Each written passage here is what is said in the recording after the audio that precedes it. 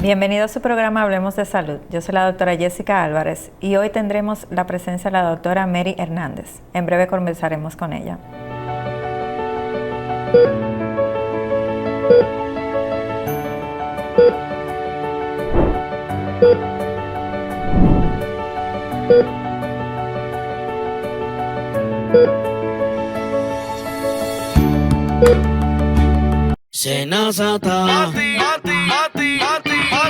Descubre todo lo que puedes hacer con los canales alternos Senasa.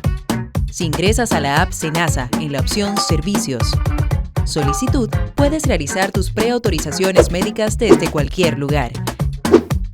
Y si necesitas verificar el estatus de tu solicitud, también lo puedes hacer desde casa, ya sea en la oficina virtual www.arssenasa.gov.do o desde la app. Senasa, nuestro compromiso es tu salud.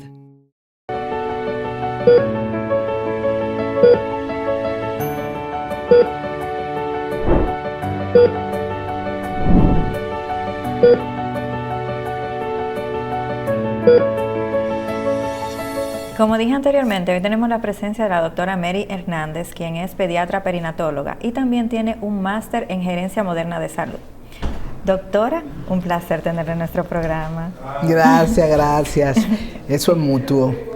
Doctora, casi siempre que tenemos a una persona por primera vez, queremos ver a la persona detrás de la bata blanca para humanizar un poco, porque siempre vemos como los doctores como con miedo.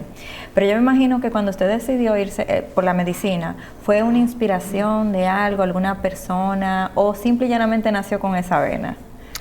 Bueno, yo vengo de un campo de La Vega, Jamo, y en esa época los niños nos llevaban siempre al hospital. Sí. Y yo veía alrededor mío muchos niños con muchas situaciones, y en esa época se usaba mucho la medicina de plantas, sí. Que el cundiamor, que las plantas, y los médicos por un lado decían que no, que cuidado, pero la familia eso era lo que tenía al alcance. Totalmente. Y desde ahí se despierta en mí el deseo de ser médico. Mire qué bien, o sea que eso fue desde chiquitita que lo tuvo en esas venas. Doctora, vamos a tocar un tema que quizás es un poquito engorroso y hasta confuso para la población, que es la seguridad social.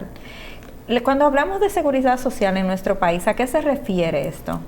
Mira, la seguridad social, que nace del año 2001 a través de la ley 87-01, surge por las inequidades a que las personas no pudieran accesar a servicios de salud. Entiendo. Pensiones, discapacidad, sobrevivencia. O sea que, dado esas inquietudes de que ya otros países de América Latina ya tenían mayor desarrollo, se produce unificación y se crea lo que es la ley 87-01, que busca dar beneficio a la población dominicana, a las madres, a los niños. Por ejemplo, la ley contempla los cuidados infantiles a través de las estancias que ya han pasado al Instituto de la Niñez, sí. A través de INAIPI. Ajá, estos son los lugares de cuidado de los niños, que es para que las madres puedan ir a trabajar. Exactamente. Entiendo. Toda la mujer trabajadora tiene derecho a tener un espacio en el INAIPI, porque del salario se paga, o sea, de ese 10.13% que se paga, que una parte lo paga el empleador y otra parte el empleado, sí, pues tiene esos servicios. Igual de sobrevivencia, si Dios libre a un trabajador le pasa algo, pues tiene el derecho a protección de su familia, de los hijos menores, de su esposo o esposa. Una pensión, una persona tiene derecho de haber trabajado 20 años, sí, y 60 años de edad, tiene derecho a una pensión, también le da la cobertura. Otro elemento que son los riesgos laborales, Cuando una persona en el trabajo o en el camino o cuando regresa le pasa algo, también tiene cobertura. Y la parte de la salud, que de los riesgos de salud, sí, pues en ese sentido también ha sido amplio. En el pasado no todo el mundo tenía derecho a tener un seguro. Entiendo. Solamente eran los trabajadores.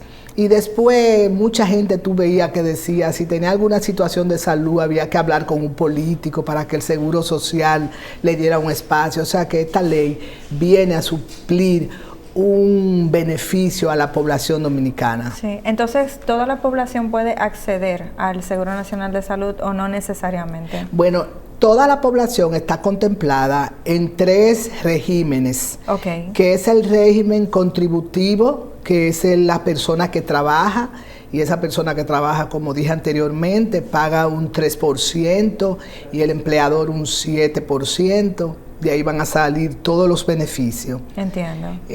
Va a estar el contributivo subsidiado, que es el trabajador independiente, que hace un tiempo se trató de que iniciara con las amas de casa.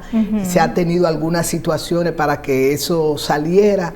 Sí. Y está el subsidiado, que es esa población que está toda afiliada al SENASA, en ese plan. Esa es la persona, esas son los que buscan los servicios de salud en público, en los hospitales, y con algunos acuerdos inclusive a nivel privado para algunos servicios, sobre todo de laboratorio, método diagnóstico.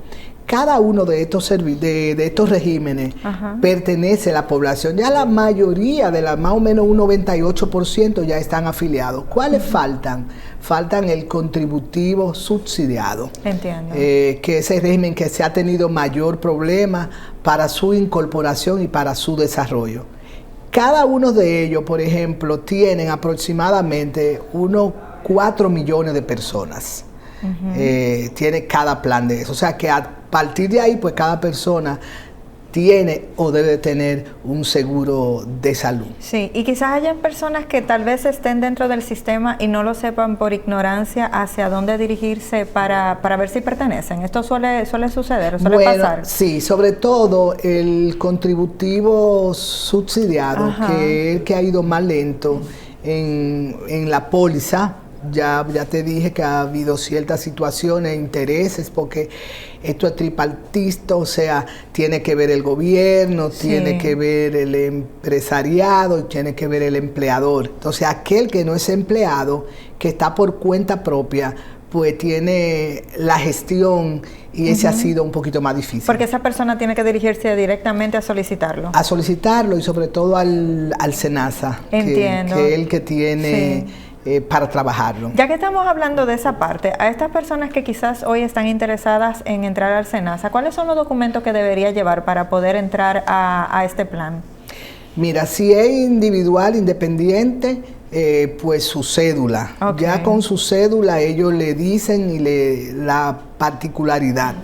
Nos encontramos que nosotros los dominicanos en ocasiones somos un poquito tímidos. Sí. Y en esto como que no tenemos acompañamiento ni la información adecuada. Después que usted tiene su cédula, usted va al SENASA y se dirige a una de sus oficinas y usted va a encontrar que le van a orientar de forma adecuada, porque ese servicio realmente que ha mejorado bastante. El doctor que está en la dirección del SENASA ha planteado espacio en todas las esferas para que la gente tenga la oportunidad de pasar. Repitiendo que los que pertenecen al régimen contributivo subsidiado ha sido una de las debilidades mayor y que se está trabajando para que ese renglón ya todo el mundo entre. Sí, doctora, pero sin embargo a veces cuando uno va a los médicos ve que el SENASA está teniendo más apertura incluso que otros seguros y los pacientes se sienten hasta más seguros de tener el SENASA. O sea que el cambio ha sido significativo. Mira, cuando surgió el SENASA, surgió inclusive por propuesta del Colegio Médico Dominicano, entendiendo que el SENASA fuera como la única ARS del mercado. Eso en una sociedad y en un mundo capitalista no es lograble. Entonces, SENASA es la primera del mercado que tiene la mayor cantidad de personas, aproximadamente 1.500.000 personas de ese régimen contributivo. O sea, y el apoyo a todos los protocolos, a la cobertura, pues también es buena. Ahora bien, son todas las ARS que tienen la misma cobertura a todos los procedimientos. Entiendo. SENASA, al ser la del Estado, la de la pública, como diríamos, pues está abierta a buscar siempre una alternativa para la gente. Pero las ARS todas tienen que dar el servicio de forma humana y su cobertura. Ahora hay unas que se manejan de forma de mercadeo diferente, y en ese sentido SENASA gana más el respeto, la autoridad. Pero hay otras que también en los rankings también tienen aumento de los afiliados de mucha manera, pero SENASA es la número 1. Sí, doctor, y por ejemplo, si hay una persona que está en otro servicio de salud, pero quisiera ingresar a SENASA, cuando comienza a trabajar, ¿puede solicitar cambios o puede elegir a cualquier o sea, puede elegir SENASA, puede elegir otra? O sea, ¿esto se puede hacer un rejuego o simple y llanamente hay estándar y esta es la que te pertenece y ahí es que tienes que estar? No, la gente tiene derecho. Por ejemplo, si tú eres, por ejemplo, médico, y tú eres dependiente de tus padres, de pronto ya tú hiciste tu carrera y vas por cuenta propia, tú tienes la elección, la del Colegio Médico Dominicano. Ahora, si no te interesa esa, pues puedes pasar a otra ARS que tú entiendas. Si después que tú tengas una ARS, también tienes que completar un tiempo mínimo de 1 año.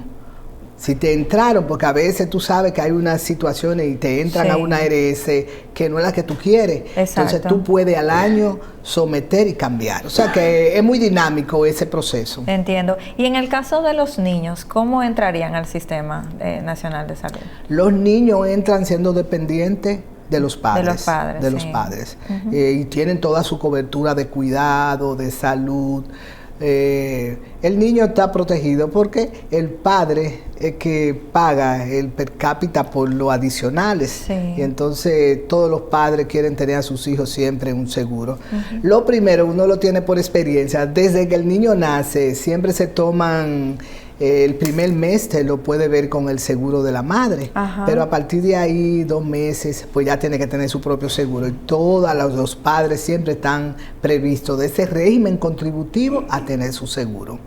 Igual pasa con el régimen subsidiado. Entiendo. Usted me acaba de mencionar varios o sea, entre las funciones que tiene, me acaba de mencionar varias cosas. Me acaba de mencionar la pensión, me mencionó la salud, me mencionan los accidentes, pero me imagino que entran muchas entidades a trabajar en conjunto. ¿Cuáles son estas entidades que trabajan? Sí, hay varias entidades que aconsejan el Consejo Nacional de la Seguridad Social, que son parte de las estructuras del Consejo de la Seguridad Social.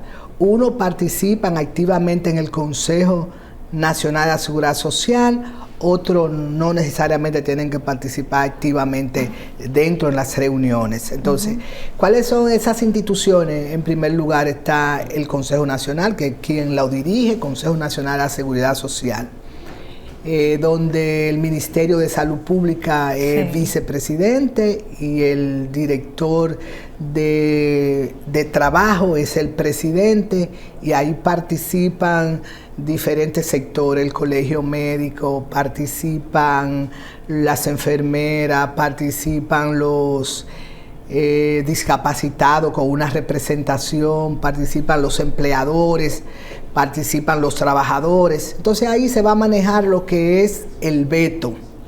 Que siempre se escucha, se dice que ese veto hay que quitarlo. El veto lo tienen 3 instituciones, porque el tripartito, el gobierno, el empresariado y los trabajadores. O sea, esas son las personas que trabajan en el día a día en lo que es la conducción y las reglamentaciones de las políticas de la salud, de la seguridad social. Entonces, ¿cuáles son los escenarios que tienen que ver con esta seguridad social? Está la vida, que es la defensa del afiliado. Un afiliado que tiene algunas situaciones, que no está conforme, puede ir a la DIDA. Está la CISARRIL, que es la administradora de riesgos laborales, que son la dependencia de las ARS, todas tienen que estar afiliadas y tienen que llevarse de las reglamentaciones que emite la CISARRIL. Y esa CISARRIL, hay un beneficio que a mí me gustaría resaltar, sí, claro, que es la cobertura y la protección a la mujer trabajadora de salario mínimo, y es que tiene cobertura y le dan apoyo para la lactancia materna. Dada la importancia que tiene la lactancia materna para la construcción del sujeto, del niño y su salud, tanto física como emocional. La lactancia materna es el momento en el que el niño hace el apego emocional, realmente. Exactamente. Y ese niño que yo voy a tener de por vida, ese adulto, va a ser más sano. Y más empático también. Exactamente. Porque yo estuve incluso viendo un estudio donde cuando los niños no tienen tanto apego en esa etapa, entonces es que no tienen tanta empatía en el futuro. Exactamente, son más violentos y una serie de situaciones. Sí. Entonces, que sepamos eso, que eso es para el apoyo, para que esta mamá se pueda alimentar de forma adecuada. Muchas madres creen que para comprar una fórmula, no es para que tú eso, pequeño emolumento, dinero, pueda usarlo para tu alimentación y para tu cuidado. Sí. Pero también tenemos pensiones, que es donde tiene que ver todo lo que es con pensión. Fíjate que ya se ha desarrollado mucho un derecho que tenía la ciudadanía, esa que no trabaja, que porque es solidaria.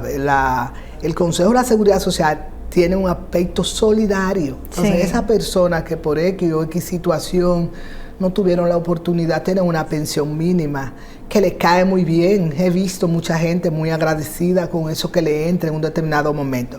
Pero también ese trabajador de años que no había logrado sus pensiones, pues el Estado ha hecho como un borrón a esa deuda que se tenía con la ciudadanía. Sí. Y ya viene el asunto de las pensiones, que es algo que siempre nunca dejo de mencionar, y es antes a ti te pensionaban por reparto. Hay algunas situaciones con eso. Por ejemplo, la Cámara de Diputados tiene otro tipo de pensión, los militares, los médicos, pero ahora van a pasar de reparto, a través de la ley pasó a capitalización. Entonces ese ya será un eje que va a tener que trabajarse luego, porque cuando tú tomas la de capitalización, que es la que te corresponde por ley por unos años, eso no te va a dar para toda la vida, ese fondo se agota. Sí. Entonces, aparte de eso, pues vamos a tener que, a través del Consejo de la Seguridad Social, y se pasó a INAIPI para el cuidado de las personas y la sobrevivencia, que tiene que ver mucho con esa mujer o ese hombre que su compañera fallece, entonces tiene sus hijos, pues también se va a apoyar. O sea que esos son los escenarios de la seguridad social más relevantes: pensiones, la vida, la CISARRIL, el riesgo laborales, que están muy pendientes de esas personas que durante su jornada de trabajo tienen riesgo, disminuir esos riesgos, tanto en el trabajo como cuando la persona va en el tránsito, que te cubre. O sea, si tú cuando tú sales de tu casa al trabajo, si te pasó algo, pues tiene derecho a protección. Me imagino también cuando tienes que hacer viajes a través del trabajo. Del trabajo también. Sí, entiendo. También. Doctora, y en el caso de los envejecientes, ¿dónde entrarían en el Sistema Nacional de Salud? Sabemos sí lo de las pensiones, pero usted sabe que ya después de cierta edad los envejecientes necesitan unos cuidaditos especiales. Quizás tal vez habrían estancias así como la tenemos para los niños que estén formando parte de esto, porque siempre uno piensa mucho en sus padres en un futuro. Usted sabe que no todos tienen la seguridad económica hasta cierta edad, porque no todo el mundo piensa en esa parte. Así y sobre todo en este país que, como quien dice, trabajamos para el día a día. Entonces, en esta parte, si me pudiera iluminar un poquito. Sí, los envejecientes también están protegidos, porque tenemos la institución que solo rige las políticas de envejecientes, que es donde está el doctor Ramírez. Entonces, ahí esas políticas tienen que ver con Si los envejecientes necesitan un espacio donde hospedarse, ahí va y le encuentran los espacios, ya sea de día, ya sea durante todo el día. Si necesita ya que sea por internamiento, también se tiene espacio por internamiento según la ley, según ese espacio que dirige el doctor. O sea que si necesita medicamentos, va y lleva la receta, sobre todo los hipertensos, los diabéticos, y va a tener ayuda por parte del CONAPE, Consejo Nacional de Personas Envejecientes. Se me estaba como la sigla. No se preocupe. Y van a tener su apoyo. Dirigiéndose allá, van a solicitar igual, van con su cédula y ahí le van a canalizar las necesidades que tengan. Mira, muchas veces con eso de los medicamentos se lo dan, pero si usted no lo sabe y no hace el proceso, no le llega. Entonces, conocer que sí, que el envejeciente, dada la situación de vulnerabilidad, el envejeciente, la niñez y mujeres son bien protegidas por esta ley de seguridad social. Justo le iba a preguntar eso porque siempre vemos como que hay muchas quejas, como que nada funciona. Y a veces me pregunto, ¿realmente no funciona porque hay piedras en el camino o no funciona porque no tengo la información? Y quizás ni siquiera la busco. Entonces, doctor, ¿usted cree que una parte de cuando se entiende que no funciona es porque no hay información o porque ni siquiera la buscamos? Porque tal vez están a la mano, está en una computadora, está en un celular y podemos saber qué hacer. Exacto, yo siempre digo, y ha sido la base de todo mi proceso de crecimiento, que la información da poder. Alrededor de la información muchas veces hay mucha gente que desinforma. ¿Por qué? Ese es su papel desde su visión de él o de ella. Pero cuando uno se involucra a ver la existencia, la vida misma, como retos y desafíos, siempre van a haber situaciones. Pero la ley de seguridad social está llamada a la protección. Si la conoces, si sabes dónde tú tocar puerta, entonces tú vas a encontrar mayores soluciones. Con esto no quiero decir que en ocasiones tú no tengas situacioncita, que yo no le llamo problemas, sino situaciones, porque está abierta para la solución, le va a encontrar una solución, porque es que el mismo sistema está dado para tú, si no te resuelven y tienes derecho, ahí está la DIDA. Entiendo. Que la DIDA representa muy bien la defensa de los afiliados. O sea, que creo que muchas de las situaciones de salud, de cobertura, independientemente que en ocasiones las ARS hagan negaciones, si hacen negaciones, que es lo peor, pues tú puedes ir a la DIDA. Y ellos le buscan alternativas. Y ellos buscan alternativas. Entiendo. Doctora, pero saliendo de lo negativo, o sea, lo negativo siempre tiene lo positivo que son los resultados. Desde su experiencia, ¿cuáles han sido los resultados que usted ha visto del Sistema Nacional de Salud? Hablando de que está desde el 2001, desde antes de eso, lo que había y lo que hay ahora, ¿qué es lo que usted ha podido apreciar? Mira, antes solamente estaban afiliados un 11% de la población, que era la trabajadora. Hoy hay un 98% de población afiliada. Eso es un 100%, como quien dice, literalmente. Exactamente. Las coberturas de enfermedades catastróficas, 2 millones de pesos. Cobertura medio diagnóstico.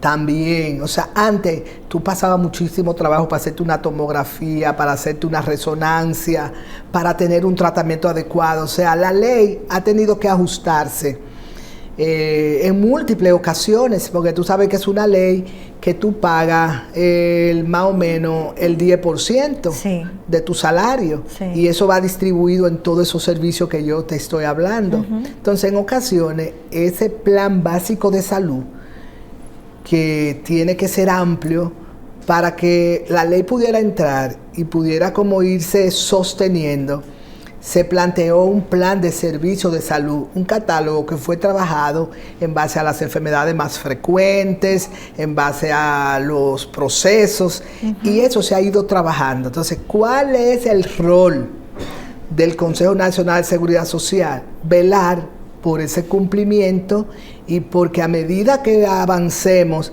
ese plan de servicio de salud, que no tiene que no es abierto para todas las patologías, pues cumpla como la ley lo establece con el plan básico de salud, que todo el mundo se sienta incluido en todas las patologías, que no tenga que estar tocando puertas. Eso se ha ido avanzando. Sí. Con relación al pasado y con relación a la actualidad, eso ha mejorado y ya te lo expresé, por ejemplo, en afiliación, un % amplio, de un 11 a un 98. Sí. Y así han ido los procesos que hoy en día la gente tiene una enfermedad catastrófica, antes estaba limitado, ahora tú tienes 2 millones de pesos anuales por esa enfermedad. Sí, cuando se refiere a las enfermedades catastróficas, ¿cuáles son las que entran en ahí esta? entra el cáncer. Ahí que es entra, una de las más importantes. Exactamente, Sí. y ahí entra la protección inclusive a la mujer. Fíjate que antes una mujer tenía una situación de mamas, era un problema. Totalmente. Ya hoy esa mujer que tiene una situación, un problema de mama,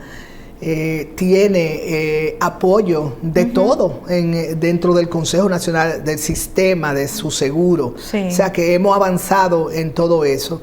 Si algunas debilidades quedan, como es normal, se van arreglando en el camino, me imagino. Exacto, porque viene reestructurándose. Exactamente. Sí. Tenemos que irla poniendo en evidencia a través de la vida, de situaciones de inequidades, porque la idea es que debe de seguir avanzando esa seguridad social.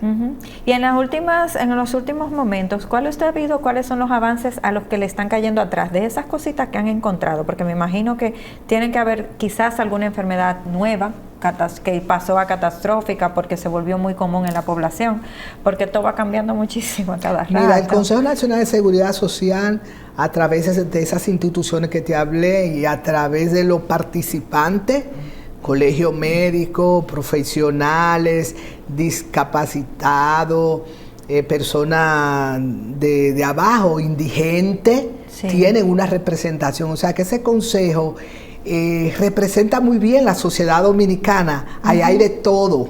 Sí. Y esas personas son las encargadas de llevar los temas, sus inquietudes desde la comunidad de donde ellos están. Entiendo. Entonces, a partir de ahí se van trabajando y se van colocando en la mesa y se van haciendo los presupuestos y se van integrando. O sea, que es amplio. Sí, y justo hablando de entrar, antes teníamos la parte de la salud mental, que no se le estaba dando mucha importancia, doctora. Sin embargo, después de que vino lo de la pandemia, el sistema cogió la salud mental y esto ha tenido como un vuelco.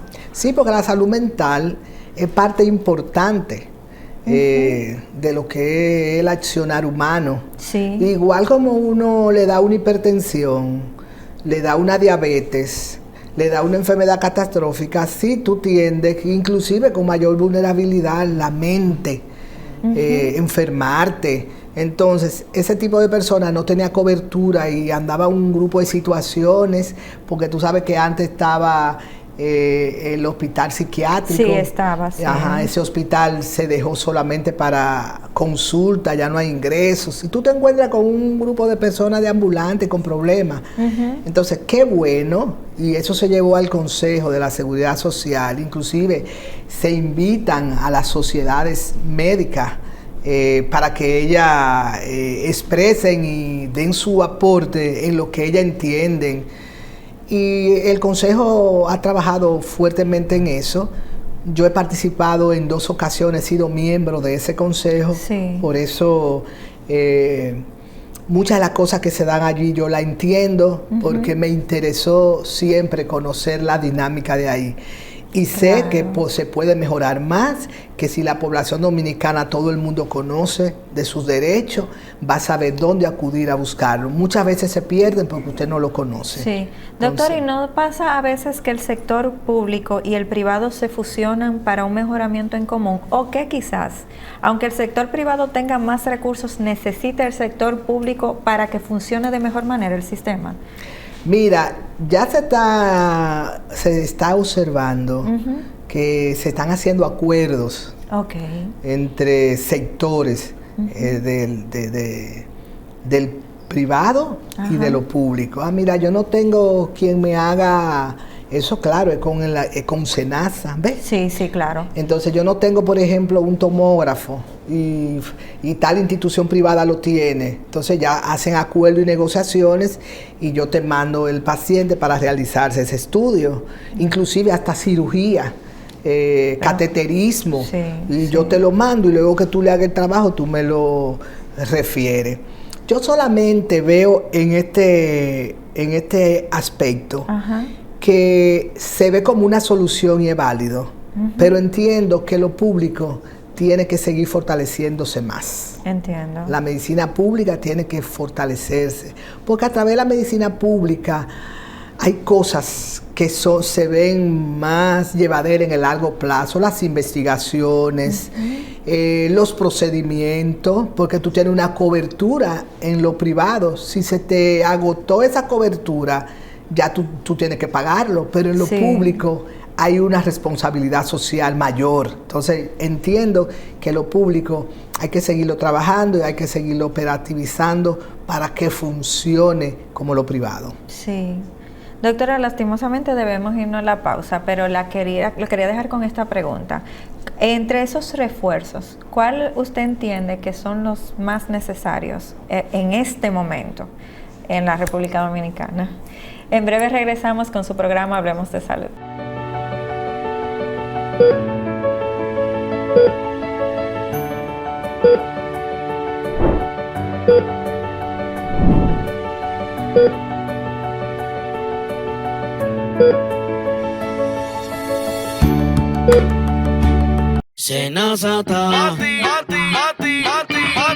Descubre todo lo que puedes hacer con los canales alternos SENASA.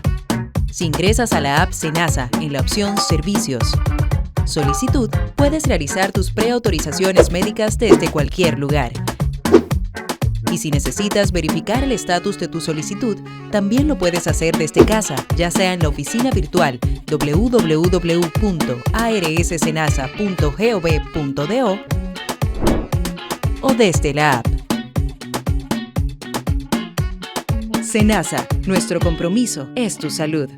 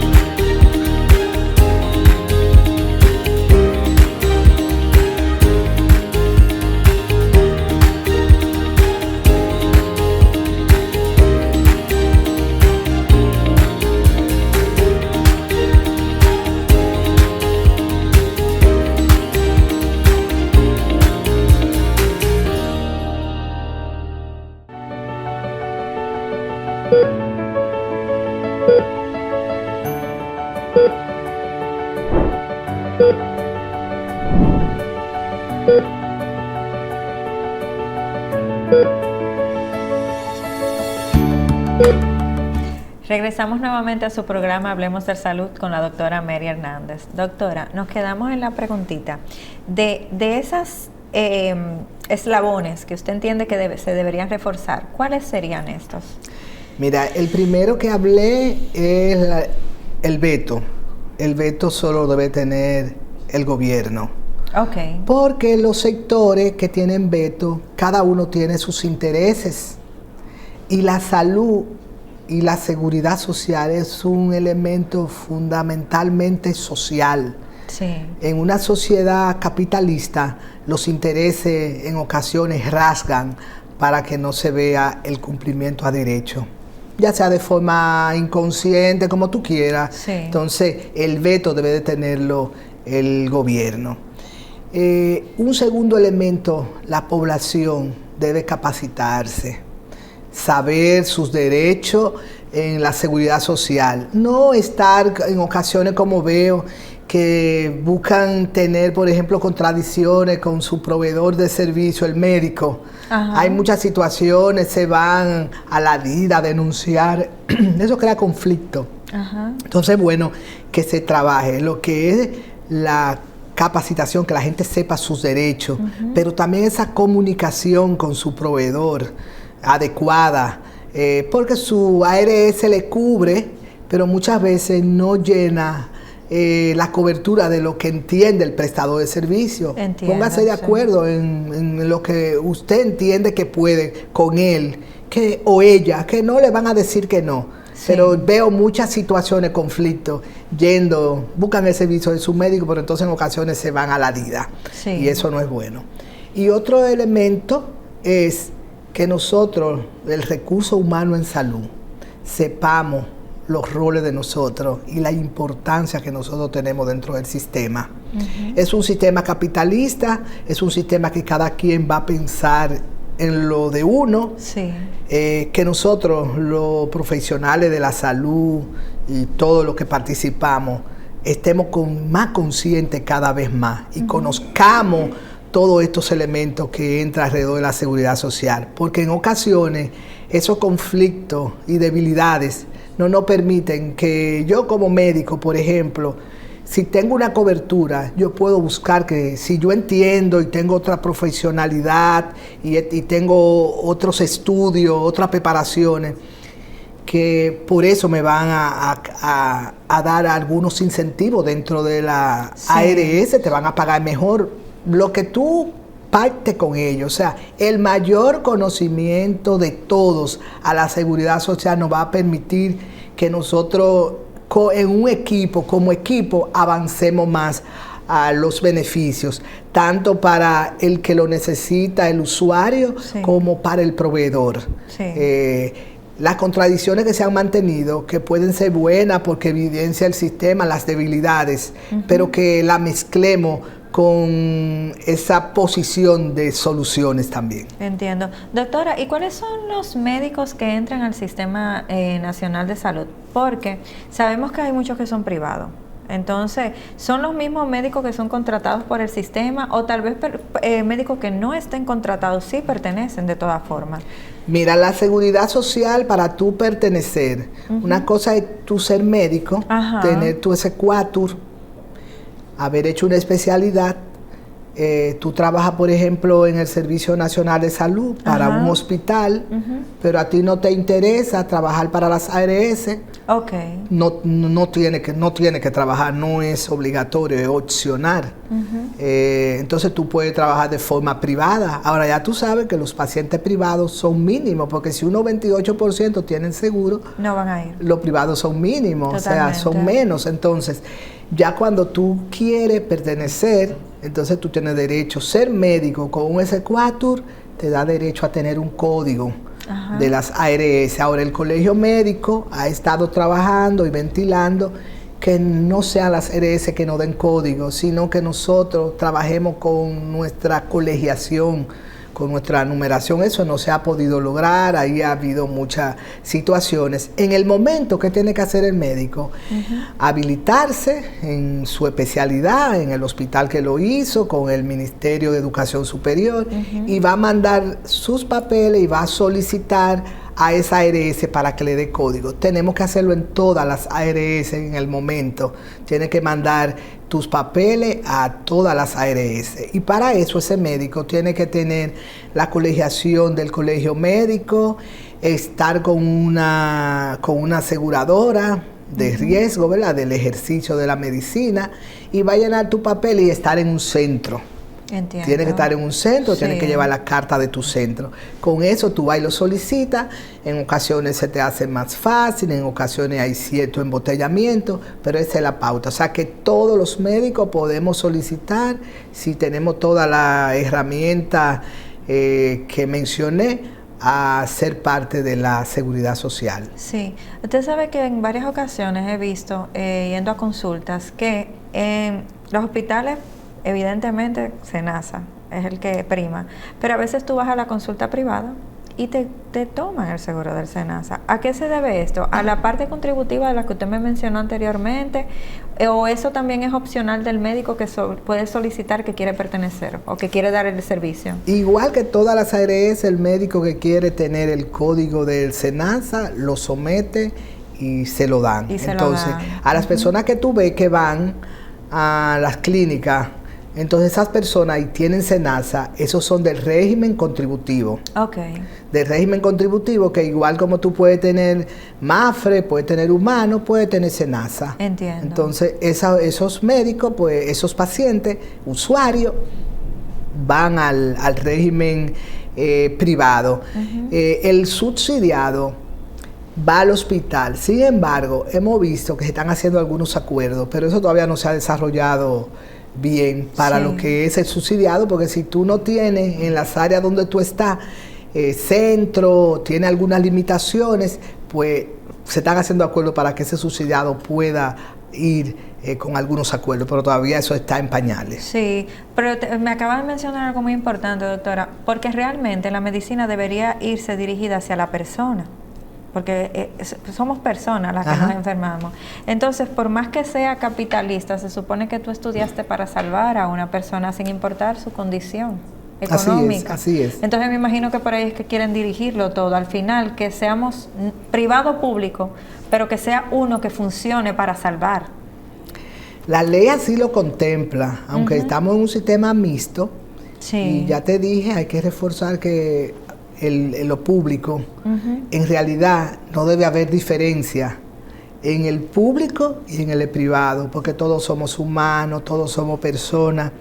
Y hablando un poquito de algo que la gente toca mucho y que tenemos que sensibilizarnos con eso, es que hoy tú puedes tener las condiciones de ir a una clínica, pero mañana tú no sabes si por un accidente o porque tú estás en una provincia lejana a donde están los super especialistas, tú llegas a un hospital, tú vas a recibir atenciones, y si ahí no están las condiciones adecuadas, entonces tú vas a ser afectada. Y ahí es que todos somos uno.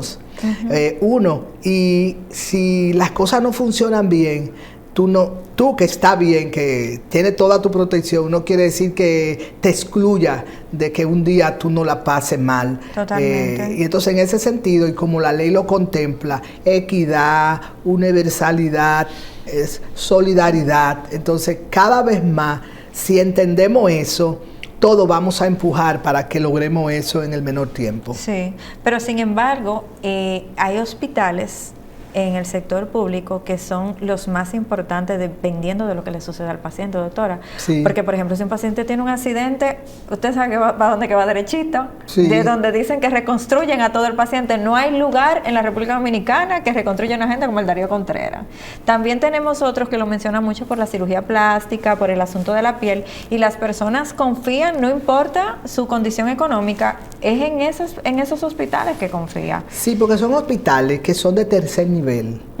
Y donde se ha hecho ya una experiencia y toda una estructuración. Y inclusive tú tienes un accidente en tal parte, por ejemplo, antes estaba Darío Contreras, ahora tenemos otro hospital que está haciendo referencia, que es el traumatológico. El traumatológico. O sea, está el de La Vega, que también está haciendo, hay buenos profesionales, o sea, que hacia eso es que nosotros tenemos que ir, que vayamos descentralizando, que de La Vega no tenga que venir un paciente al Darío Contreras, porque entonces se ponen los tapones. No, y que a veces no da tiempo a que llegue. Exacto, las camas. Entonces, para eso que el sistema está trabajando, para ir descentralizando. Pero mientras tanto eso ocurre, y ese paciente que viene de Bonao haya que referirlo al Darío Contreras o al traumatológico, cuando ese paciente es recogido, posiblemente haya que darle unos primeros auxilios y lo lleven a un espacio más cercano, que ahí tengamos la destreza, tengamos los equipos, que tengamos las soluciones, tengamos las cosas mínimas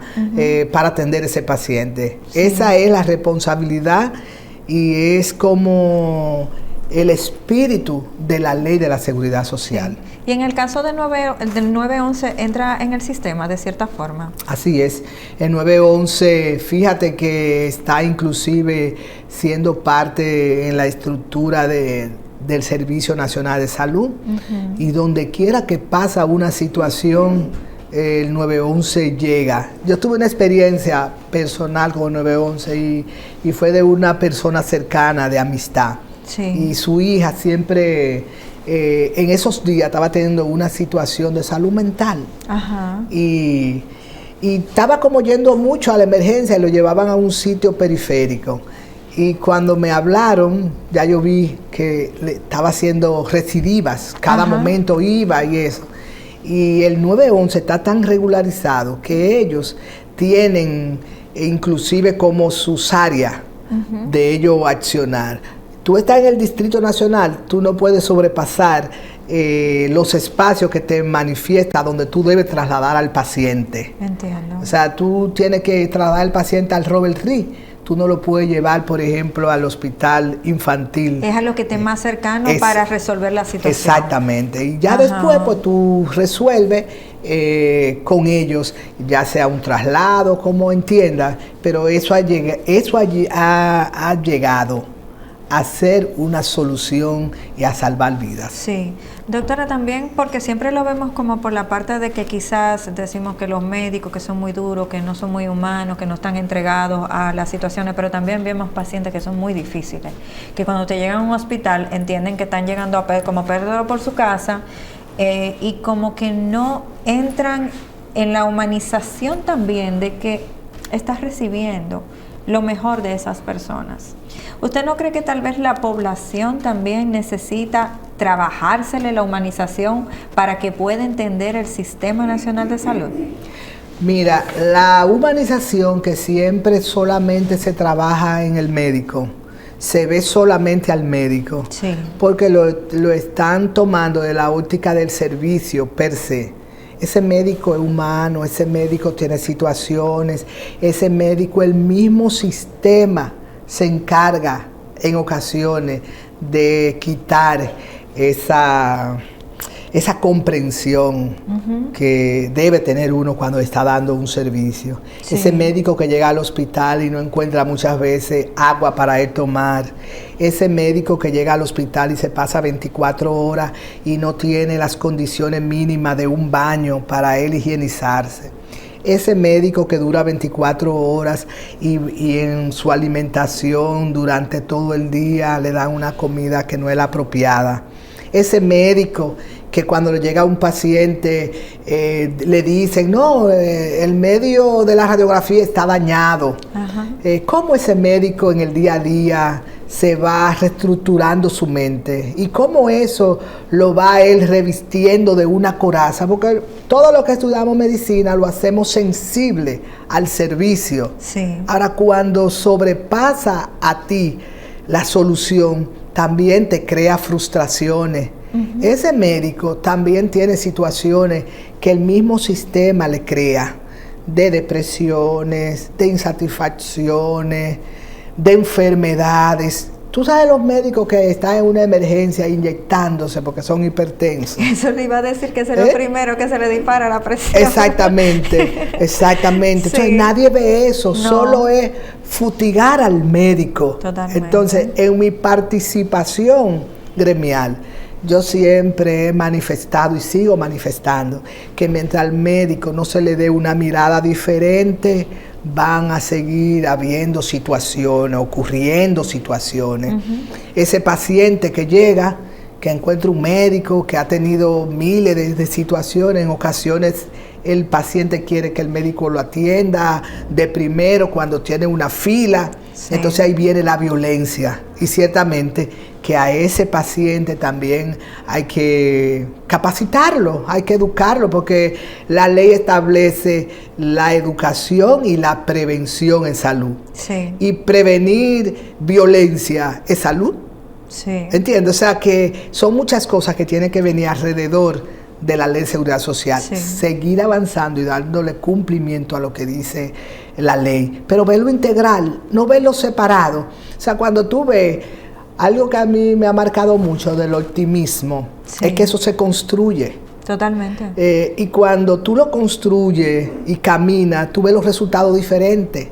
Pero el pesimismo, que no es que yo diga que sea malo, siempre una mirada. Hay su día de pesimismo, exacto, pero que esa no sea la naturaleza del día a día. Exactamente. Entonces, ese pesimismo a veces con la que vemos las cosas nos mezcla en confrontaciones y totalmente, de ahí no pasamos. Bueno, le damos a un médico una emergencia, bueno, lo someto, pero ¿qué gano con eso?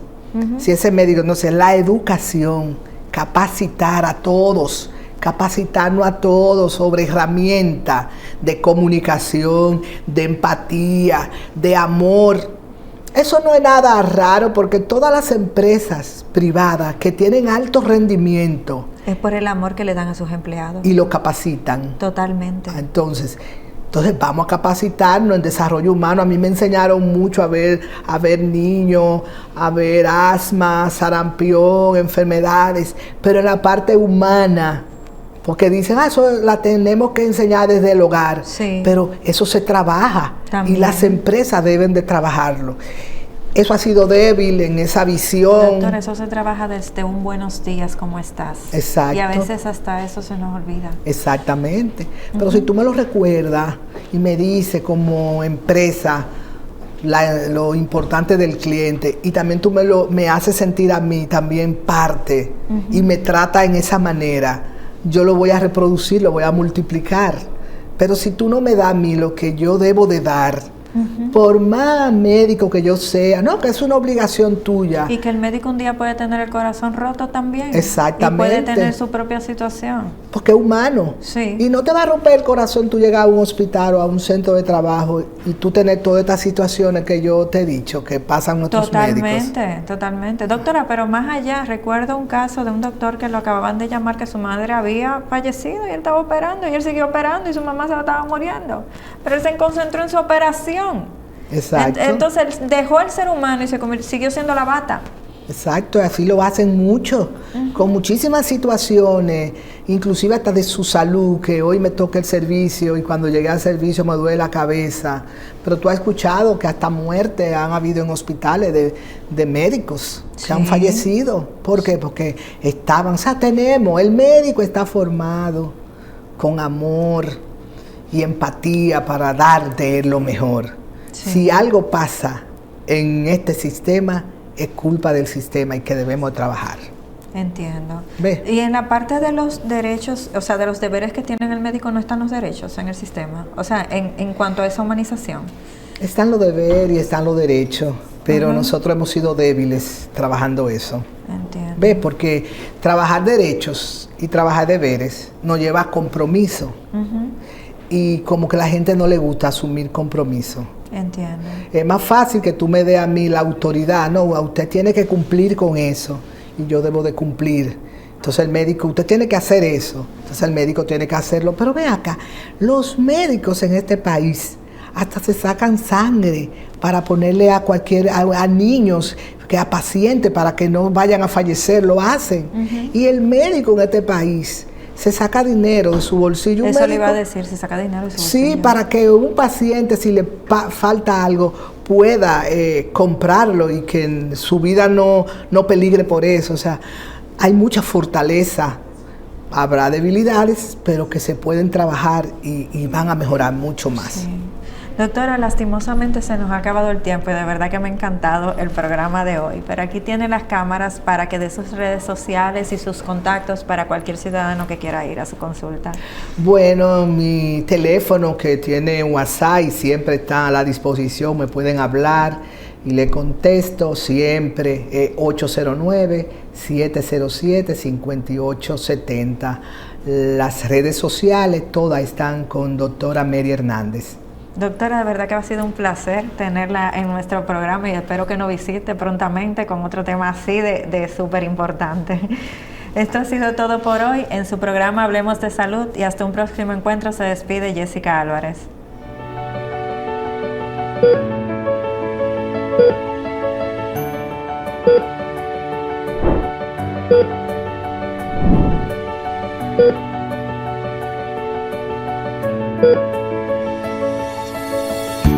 Thank you.